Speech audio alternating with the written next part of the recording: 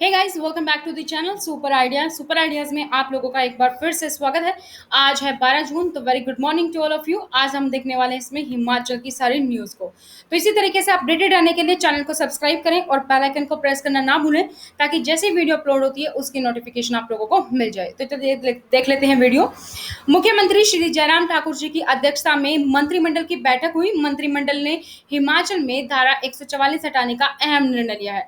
इसके अतिरिक्त और भी महत्वपूर्ण जानकारियां हैं जो हम यहाँ पर देखने वाले हैं। तो हिमाचल प्रदेश मंत्रिमंडल के निर्णय में हिमाचल प्रदेश में धारा 144 हटा ली गई है।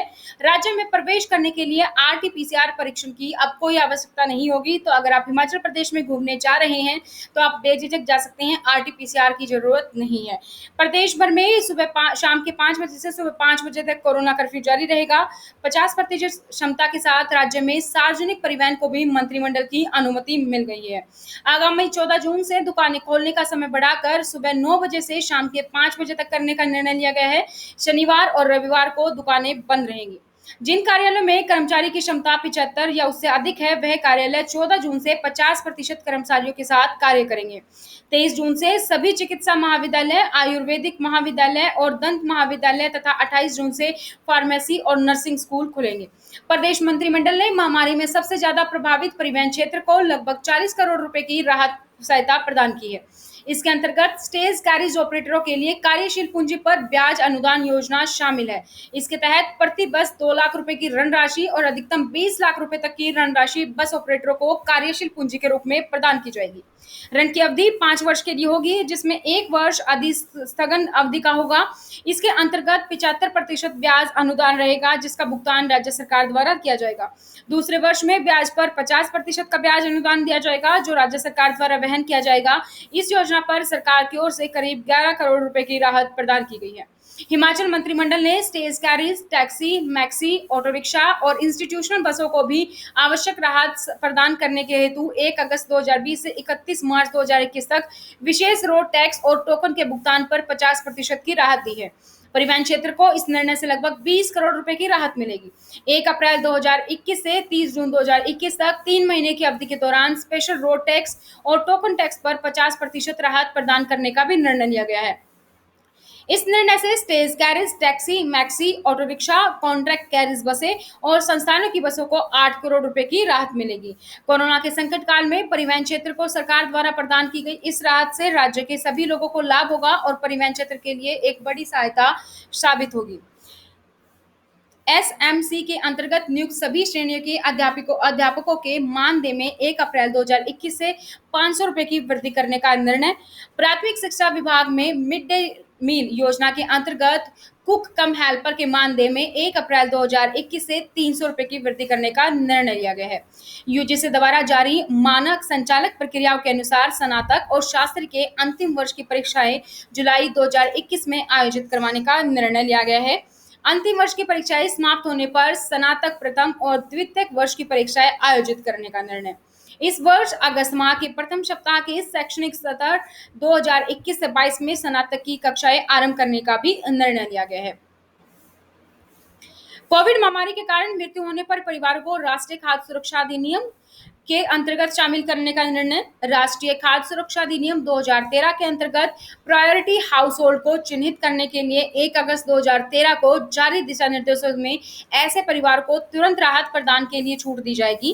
कोरोना से मृत व्यक्तियों के मृत्यु प्रमाण पत्रों के आधार पर ऐसे परिवारों को ग्राम पंचायतों व शहरी स्थानीय निकायों द्वारा तुरंत राष्ट्रीय खाद्य सुरक्षा अधिनियम के तहत शामिल किया जाएगा।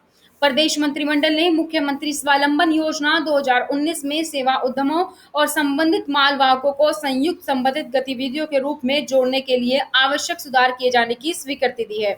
योजना के तहत वर्तमान में संयंत्र और मशीनरी में 40 लाख रुपए की अधिकतम निवेश राशि को बढ़ाकर 60 लाख रुपए और वर्तमान में 60 लाख रुपए की कुल परियोजना लागत को अधिकतम 1 करोड़ रुपए करने का प्रावधान किया गया। 40 लाख की ऋण राशि के बजाय अब 60 लाख की ऋण राशि पर 5% ब्याज उपदान 3 वर्ष के लिए उपदान किया जाएगा। इस निर्णय से योजना के तहत अधिकतम युवा लाभान्वित होंगे। जल शक्ति विभाग के अंतर्गत राज्यों में 486 पेयजल और 31 सिंचाई परियोजनाओं के प्रभावी प्रबंधन के लिए विभागीय पैरा वर्कर्स नीति के तहत विभिन्न श्रेणियों के 2322 पद भरे जाएंगे। IGMC Shimla trauma tertiary care centre व आईजीएमसी शिमला के सुपर स्पेशलिटी ब्लॉक चमियाना के सुचारू संचालन हेतु विभिन्न श्रेणियों के 401 पदों को सर्जित कर भरने के अतिरिक्त विभिन्न श्रेणियों के 328 पद आउटसोर्स के आधार पर भरने का निर्णय लिया गया है। उद्योग विभाग के जियोलॉजिकल विंग में सीधी भर्ती के माध्यम से अनुबंध आधार पर माइनिंग गार्ड के 4 पद भरने का निर्णय। खाद्य नागरिक आपूर्ति एवं उपभोक्ता मामले विभाग में विभाग को बेहतर रूप से संचालित करने के लिए अनुबंध आधार पर निरीक्षण ग्रेड 1 के 3 पद भरने की स्वीकृति। मंडी के बलह विधानसभा क्षेत्र की राजकीय वरिष्ठ माध्यमिक पाठशाला मैरामसिद्ध में विद्यार्थियों की सुविधा के लिए विभिन्न श्रेणियों के 3 पदों के सृजन के साथ विज्ञान की कक्षाएं शुरू करने का निर्णय। शिमला के चिलोन बाग में जनता की सुविधा के दृष्टिगत विश्राम गृह के निर्माण का निर्णय। मंडी में प्राथमिक स्वास्थ्य केंद्र थुनाग को सामुदायिक स्वास्थ्य केंद्र में स्तरोन्नत करने के साथ इस कार्यशील करने के लिए विभिन्न श्रेणियों के 3 पद सर्जित कर भरने का निर्णय लिया गया है। सिस्टर निवेदिता राजकीय नर्सिंग महाविद्यालय शिमला में रीडर व एसोसिएट प्रोफेसर का पद सर्जित भरकर निर्णय लिया गया है। कांगड़ा में 200 बिस्तर क्षमता के नागरिक अस्पताल नूरपुर के सुचारू संचालन के लिए चिकित्सा अधीक्षक का 1 पद सर्जित करके भरने का निर्णय लिया गया है।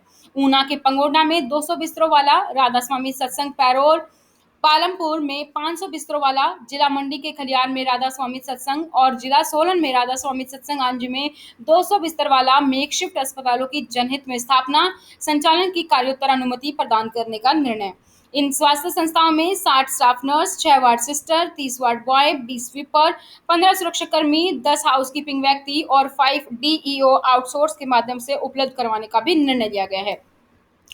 कांगड़ा जिले में पशु औषधालय सिहुंद को पशु अस्पताल में स्तरोन्नत करने व इसके सुचारू रूप से कार्य संचालन के लिए 3 पदों के सर्जन और भरने का निर्णय लिया गया है। मुख्य अभियंता हिमाचल प्रदेश लोक निर्माण विभाग हमीरपुर जोन कार्यालय में उप नियंत्रक वित्त एवं लेखा का 1 पद सर्जित करने का मंत्रिमंडल की स्वीकृति। ऊना के गगरेट में नवनिर्मित उपमंडल निर्वाचन कार्यालय में जूनियर ऑफिस असिस्टेंट IT और चतुर्थ श्रेणी के 1-1 पद सर्जित करने का निर्णय। जूनियर ऑफिस असिस्टेंट का पद अनुबंध के आधार पर जबकि चतुर्थ श्रेणी का पद दैनिक वेतन आधार पर भरा जाएगा।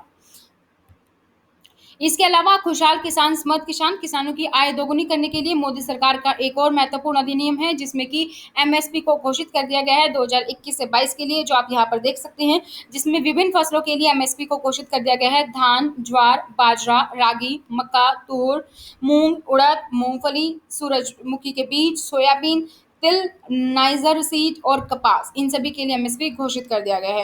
तो ये थी दोस्तों कुछ हिमाचल की अपडेट जिसमें मंत्रिमंडल में काफी सारे फैसले लिए गए जो मैंने आपको सभी बताए हैं, चाहे वो वैकेंसी को लेकर हो, चाहे वो गाइडलाइंस को लेकर हो, चाहे वो किसी भी चीज के लिए अपडेटेड थे, मैंने आपको सारी जानकारी दी। तो इसी तरीके से हिमाचल की न्यूज से हर रोज अपडेटेड रहने के लिए चैनल को सब्सक्राइब करें और बेल आइकन को प्रेस करना ना भूलें ताकि जैसे ही वीडियो अपलोड होती है उसकी नोटिफिकेशन आप लोगों को मिल जाए। तो आज की वीडियो में इतना ही, फिर मिलेंगे नई जानकारी के साथ, तब तक thank you so much, bye.